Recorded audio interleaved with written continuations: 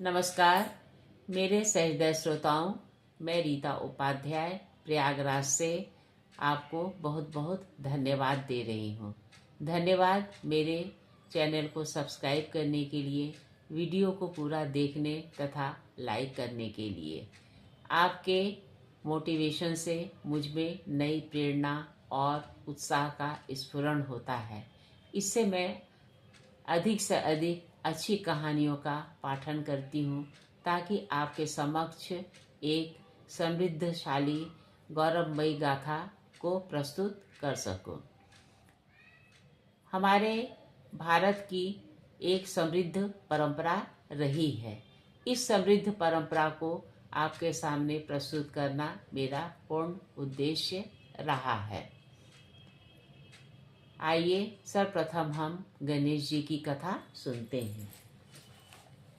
गणेश जी की जन्म के बारे में बहुत सी कथाएं कही जाती हैं। उसमें से एक कथा यह भी है कि विवाह के पश्चात शिव और पार्वती रमणीय उद्यानों और एकांत वनों में विहार करने लगे।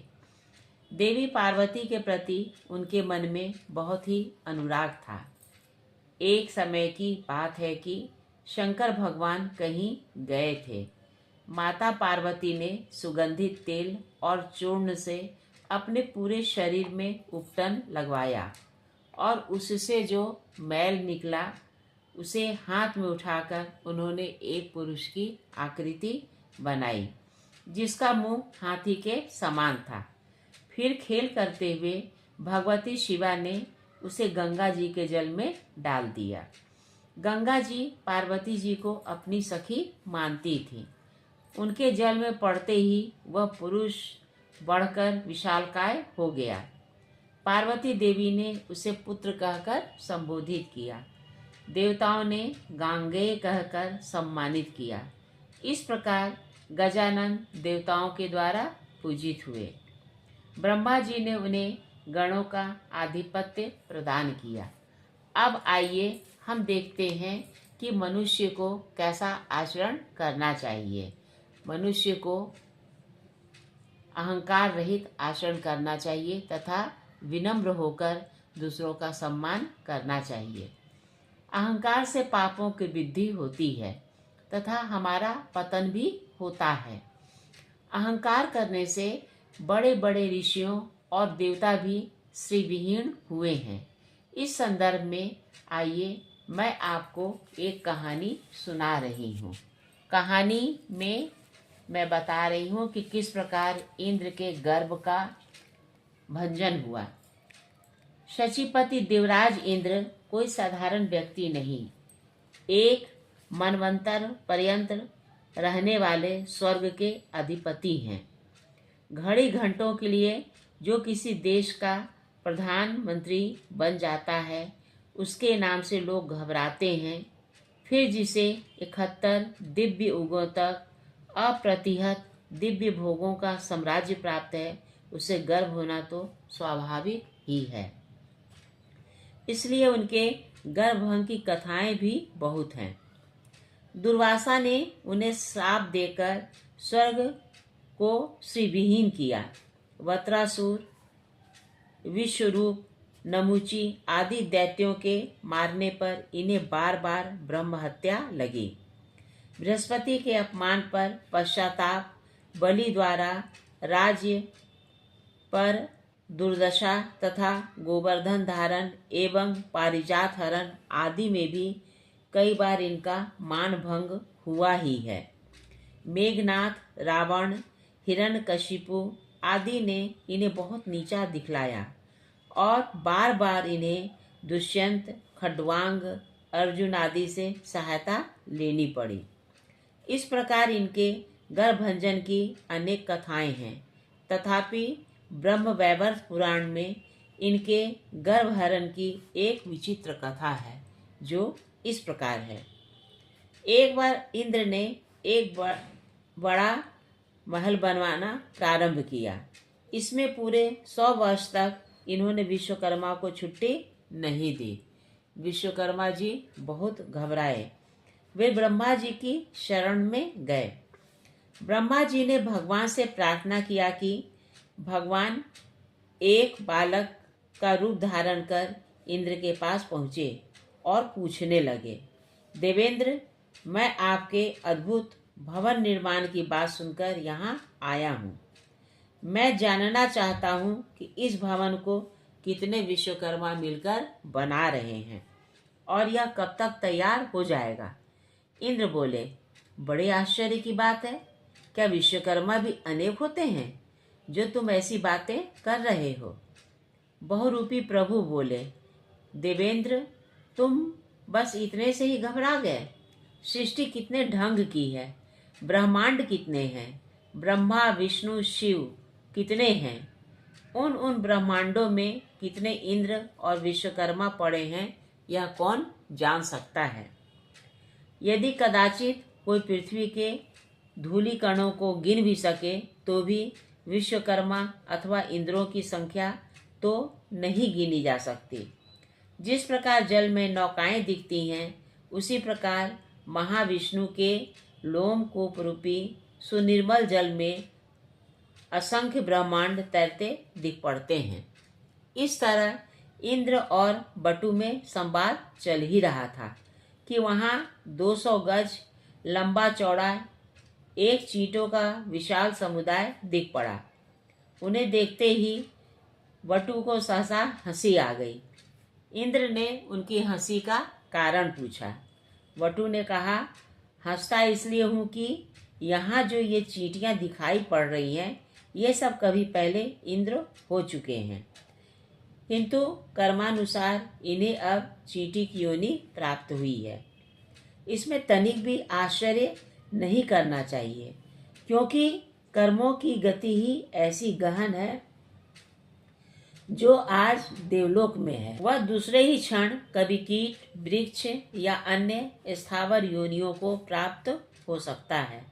भगवान ऐसा कह ही रहे थे कि उसी समय कृष्ण जिनधारी, उज्ज्वल तिलक लगाए, चटाई ओढ़े एवं ज्ञान वृद्ध एवं वयोवृद्ध महात्मा वहां पहुंच गए।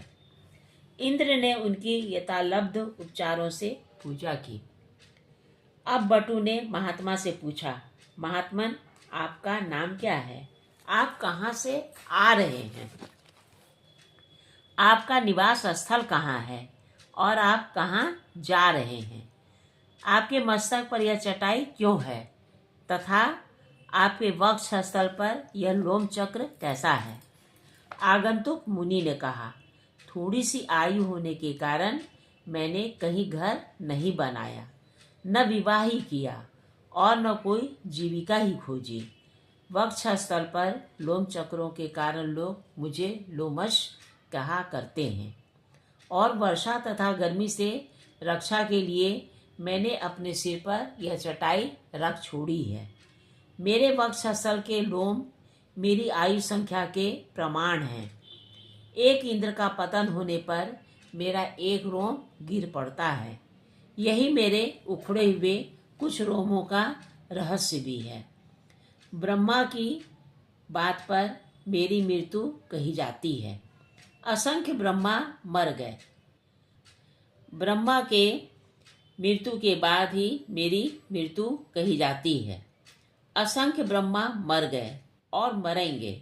ऐसी दशा में मैं पुत्र, कलत्र या गृह लेकर क्या करूँगा? भगवान की भक्ति ही सर्वोपरि सर्व सुखद एवं दुर्लभ है। वह मोक्ष से भी बढ़कर है।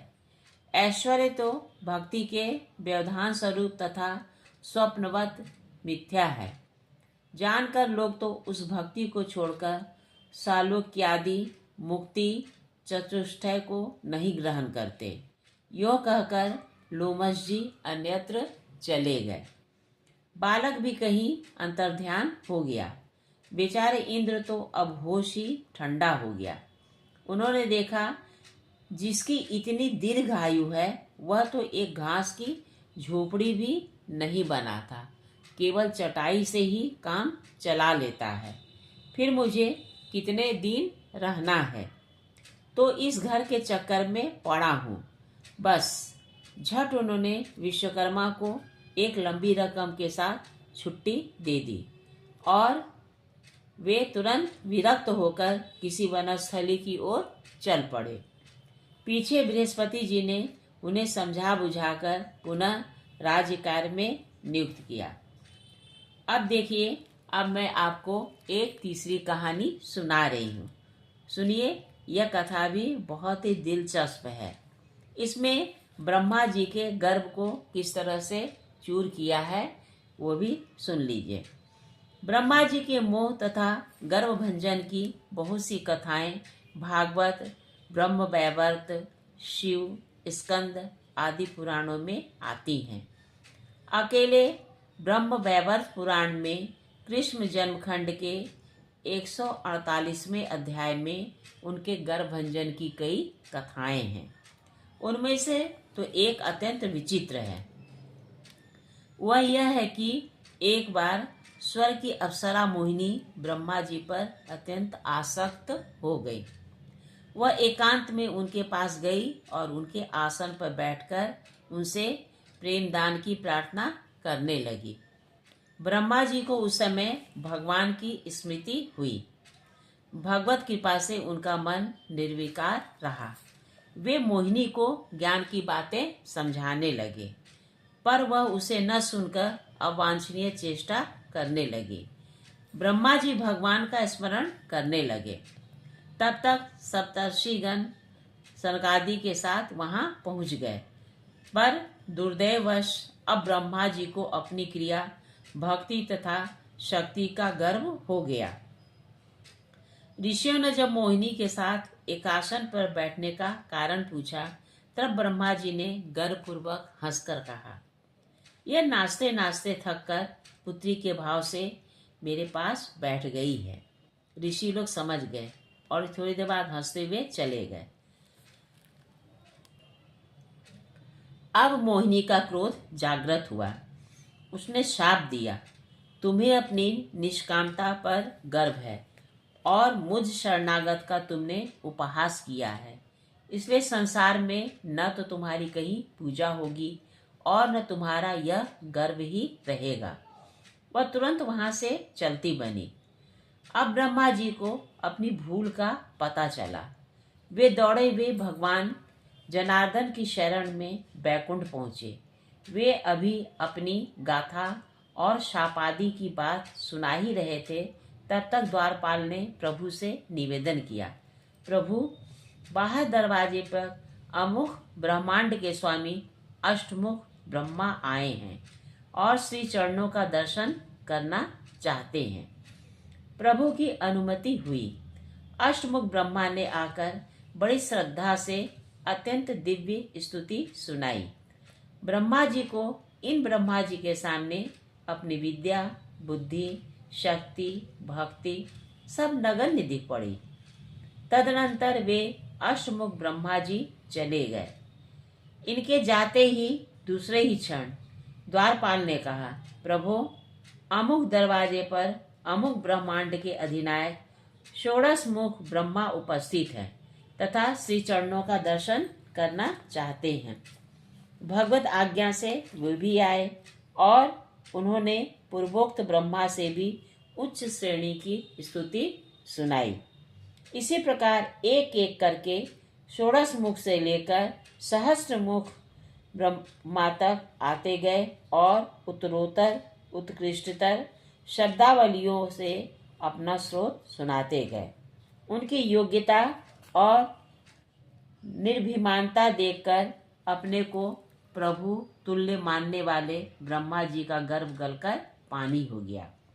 फिर ब्रह्मा जी ने गंगा स्नान कर अपने गर्भजनित पाप की शांति कराई। कहिए मेरे सहृदय श्रोताओं, आपको मेरे द्वारा कही गई कथा कैसी लगी? अगर अच्छी लगी हो तो कृपया लाइक और सब्सक्राइब अवश्य कीजिएगा। धन्यवाद।